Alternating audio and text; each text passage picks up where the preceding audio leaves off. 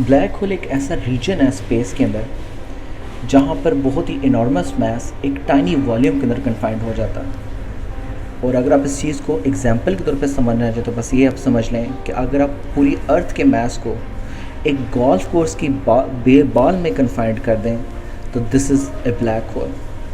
और black holes की gravity इतनी ज़्यादा होती है कि अपने अंदर से लाइट को भी बाहर नहीं जाने देती, इसलिए हम ये ब्लैक नज़र आते हैं। लेकिन मेरी आज की वीडियो ना तो ब्लैक होल्स के मतलब है और ना ही किसी स्पेस ऑब्जेक्ट्स के मतलब है, बल्कि एक ऐसे दो लोगों की सोच और फ़िक्र के मतलब है जिनकी ग्रेविटी ब्लैक होल से भी ज़्यादा है।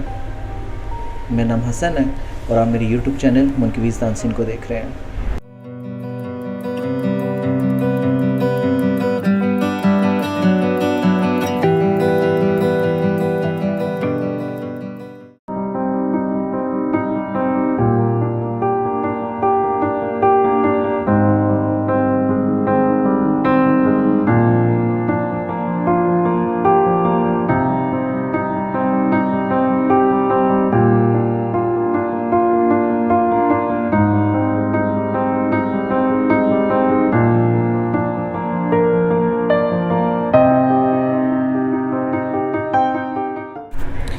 बिस्मिल्लाहिर्रहमानिर्रहीम।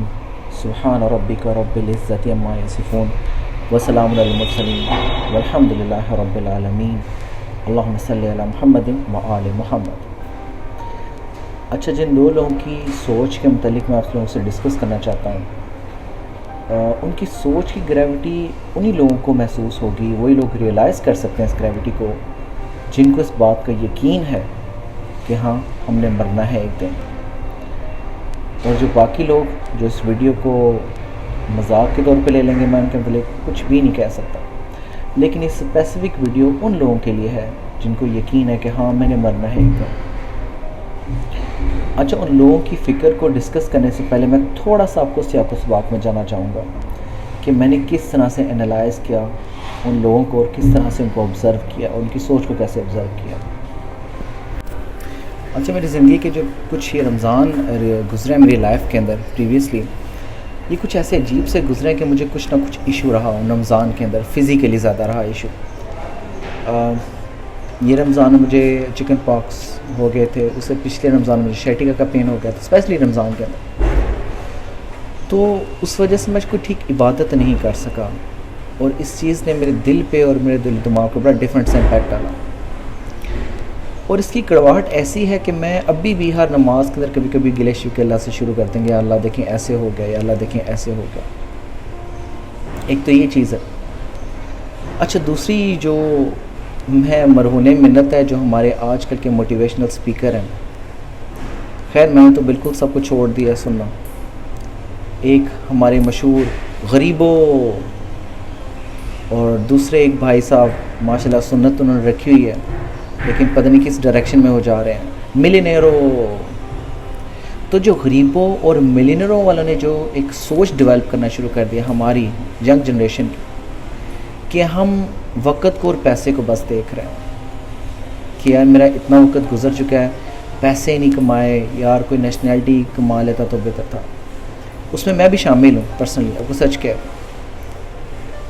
कि मैं भी इसी फ़िक्र में ज़्यादा रहता हूँ कि यार मेरे इतने साल हो गए हैं, मुझे किसी और जगह जाना चाहिए, या पैसे इतने नहीं कमाए अभी तक। लेकिन रिसेंटली मैं एक ऐसे दो लोगों से मेरी मुलाकात हुई और जब मैंने उनकी सोच सुनी तो मैं सच कहूँ कि मैं बिल्कुल ही पानी पानी हो गया कि मैं कहाँ पे खड़ा हूँ और ये लोग कहाँ पे खड़े हैं। अच्छा, पहले मैं सोचा लोगों से डिस्कस करते हैं। यार मेरा एक बहुत ही अच्छा दोस्त है, इंडिया पंजाब से है वो, तो उसने मुझसे पिछले दिनों एक बात की। उसने कहा यार हसन भाई मैं थाना एक गल शेयर करनी है तो मैंने मशवरा चाहिए। मैं कहा हाँ यार बोल की चक्कर है। कहते यार हसन हुण ना मेरे जोड़े पेरेंट्स हैं ना यार वो वडेरे हो गए ना हुण, तो यार मेरी बस यही सोच है, बट ठीक है जो कुछ कर लिया सी कर लिया हुण, तो मेरा वही दिल है कि मैं ना पिछे जावां तो उन्होंने कोई सेवा सुवा करा। ठीक है, तो मैं यही सोचदा कि उत्थे जाके मैं ना कोई काम कुम छोटा जा स्टार्ट कर देवां यार। ठीक है यार, जिन्ना टाइम सी बस लंघा लिया, हुण किहड़ियां असीं अगे जाके वेखने यार, वालदैन हुण वडेरे हो गए, उन्होंने मेरी लोड़ आ। यार वो मुझसे बातें कर रहा था और मैं ये सोच रहा था कि यार देखो, अभी वो इतना यंग है और उसकी सोच सर्विंग की है अपने पेरेंट्स को, और मैं जो कि उससे बड़ा हूँ एज के अंदर, और मैं तो कभी भी कहता हूँ मेरी टांगें भी कब्र के अंदर लटक रही हैं, और मैं यहाँ पर भी आके स्टिल यूएसए का सोच रहा हूँ, स्टिल बेहतर से बेहतरीन जॉब का सोच रहा हूँ, और उसी सर्कल के अंदर कोलू के बैल की तरह घूमने के लिए तैयार हूँ, उसी के लिए मेहनत कर रहा हूँ, उसी के लिए गमज़दा हूँ। मैं सच कहूँ, उसकी बात करने के बाद मुझे ऐसे लगा मुझे किसी ने ज़ोर का तमाचा मारे मेरे चेहरे के ऊपर, और मुझे लगा कि शायद, बल्कि मुझे लगता है यकीनन ऐसा ना हो कि मैं उन लोगों की सफ़ में खड़ा हूँ जिनकी नमाज़ें उनके मुंह पे दे मार दी जाएंगी। कि मैं तो नमाज़ें तो पढ़ता रहा, लेकिन मैंने सच में कभी ये नहीं बात सोची कि मेरी वालदा जो हैं वो अब बड़ी एज में आ गई, तो मैं बस ठीक है उनके सर्विंग, मैंने नहीं सोचा। मैं स्टिल अभी भी आगे से आगे जाने का सोच रहा हूँ। तो उस सोच ने, उसकी इस बात ने मेरे अंदर इतनी वाइब्रेशन जनरेट की कि मैं शर्मिंदा हो गया अपने अल्लाह से कि असल इबादत तो ये लड़का कर रहा है, असल सोच तो ये है जो डिपिक्ट करती है, असल लोग तो इस तरह के जिनको अल्लाह पसंद करता।